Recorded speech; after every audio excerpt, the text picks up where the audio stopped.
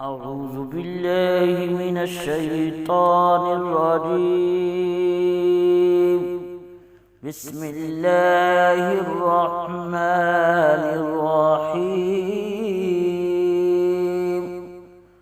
قل يا أيها الكافرون لا أعبد ما تعبدون